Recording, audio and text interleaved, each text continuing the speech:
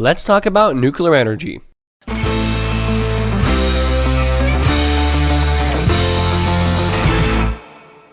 The first commercial PWR, or pressurized water reactor, a type of nuclear reactor plant, has been around since the 1960s when people found out this rock right here is angry and can generate steam that can power a turbine.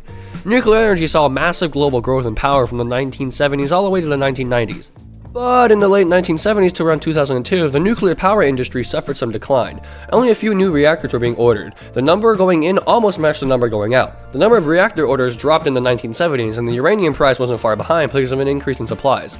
Oil companies that had entered the field bailed out, and it really seemed like nuclear energy wouldn't change. Psych! Japan, like a true child, pulled out this behemoth, the Advanced Boiling Water Reactor in the late 1990s. This thing gave people hope that nuclear energy could be a valuable source of energy, and nuclear energy made its arrival, having plants all around the world generating almost 3,000 terawatt hours worth of energy combined.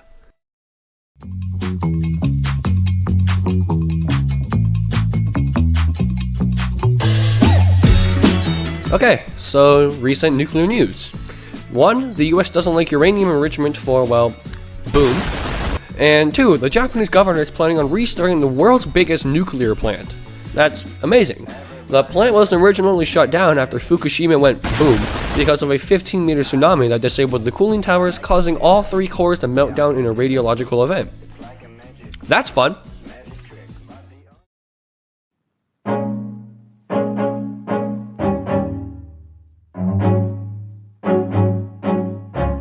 So I've been talking for a moment here, and you're probably thinking, Would you shut up, man? but I've never actually explained how a nuclear reactor works. So I'm going to explain how a boiling water reactor works, or better known as a BWR. BWRs are thermal neutron reactors, where water is their coolant to cool the reactor and also to slow down neutrons.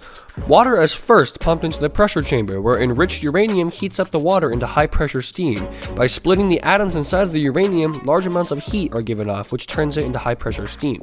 The steam then heads to the turbine, which turns an electromagnetic generator to make power.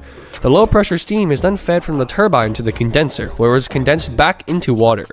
The extra steam is sent to the cooling tower, where it collects any extra steam that have condensed into water, and the rest of the steam is released into the atmosphere.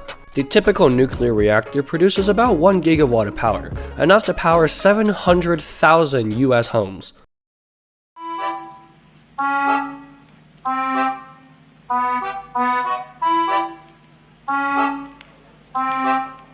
Nuclear energy has its own fair share of advantages and disadvantages, with the advantages far outweighing the disadvantages. Some disadvantages of nuclear energy can include nuclear waste as a byproduct. Currently, there is simply no real way to dispose of it, so it's simply shoved into a hole underground and sealed off from the rest of the world. Second, it's expensive. $30 billion expensive. And third, there's a possibility of nuclear accidents, but with modern safety regulations, it's very unlikely. Then people are like, oh, well, there's not many advantages to nuclear energy, so why should we use it? Some advantages of nuclear energy can include zero sulfur dioxide emission, which prevents acid rain formation. Nuclear plants have a relatively small footprint compared to solar or wind farms. Uranium is cheap, only being a fraction of the operating cost. Long operational lifespans, with some lasting up to 80 years. It's very safe. Nuclear industry isotopes help develop cancer treatment. It provides many high-value jobs. Nuclear plants can be diverse in size and power production. Fuel flexibility. They can take multiple types of fuel depending on what's available. Transportation. It's easier to move small uranium rods than large trucks of oil. Low noise pollution, low light pollution, relatively low nuclear waste output, and finally, no emissions.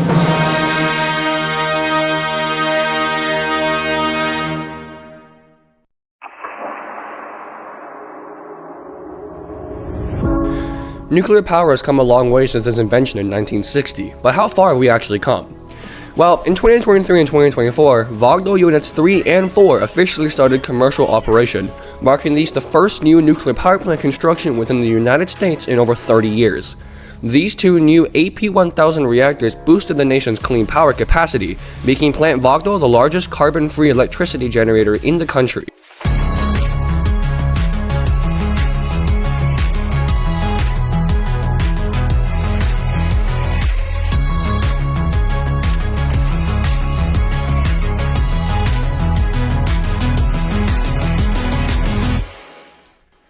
Jumping into the past, in 1957, the Shippingport Atomic Power Station in Pennsylvania began operation, being the first full-scale commercial nuclear plant in history. Although nuclear energy has had its fair share of unfortunate events, the most notable being Chernobyl in 1986. On April 26 of 1986, during and I kid you not, a safety test, something had gone wrong and the reactor had reached an unstable condition. Because the automatic shutoff systems were disabled for the test, the reactor operators began to manually make the decision to shut down the reactor by dropping boron control rods into the reactor. Unfortunately for the operators, the first part of the rods that would initially enter the reactor were made of graphite, a material that would accelerate the reaction further. Since the core was so hot, thermal expansion caused the rods to lodge in place while they were entering the core, with the graphite tips still inside of the core. The reaction immediately began to spin out of control until the pressure caused the reactor lid that weighed more than 1,000 metric tons to get blown off the reactor, sending hazardous radioactive materials into the atmosphere.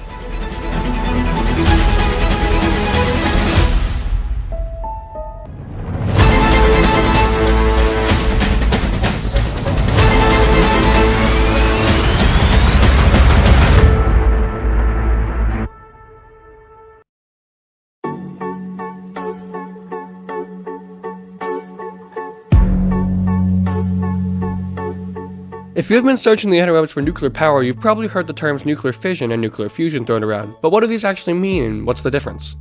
Well, to understand the differences and similarities, we must first understand what is it and how it works. Nuclear fission is the process when the nucleus of an atom is separated into two smaller nucleuses, called nuclei, and other particles such as neutrons, electrons, or photons. This process of splitting atoms generates tons of energy in the form of heat and radiation. Nuclear fusion is the opposite and is mostly what it sounds like, fusing. Nuclear fusion is the process in which two smaller or lighter nuclei combine or fuse, making a single heavier one while releasing large amounts of energy. Okay, so now we know that fission is the process of splitting atoms and fusion is the process of combining or fusing atoms. So what really are the differences or similarities? Well, some differences between them can include the obvious: nuclear fusion is fusing and fission is splitting. Nuclear fission creates used nuclear fuel as a byproduct, while fusion creates helium as a byproduct. Fission most commonly uses plutonium and uranium, radioactive materials, while fusion can use hydrogen atoms. Fusion is a safer reaction. Fusion is finely balanced and inherently a safe reaction. Fission is also very safe if kept under the right circumstances. Fission has been used to generate power for decades, while fusion is still an infant and we are still trying to figure out how to sustain nuclear fusion. Oh, but don't worry, you little child, there are some similarities.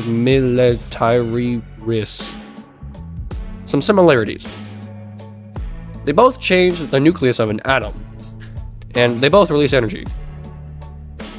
But hold on there, Bill. What about the potential risk of nuclear energy? Most operators aren't qualified for this. Well, buddy, let me introduce you to the Nuclear Safety Regulatory Framework, the International Atomic Energy Association Nuclear Safety Protocols, the International Frameworks and Safety Standards for Nuclear Safety. And not to mention, according to the summary of the National Academy of Nuclear Training Guidelines, the site training programs last anywhere from 18 months to 2 years to become a non-licensed RO, or reactor operator.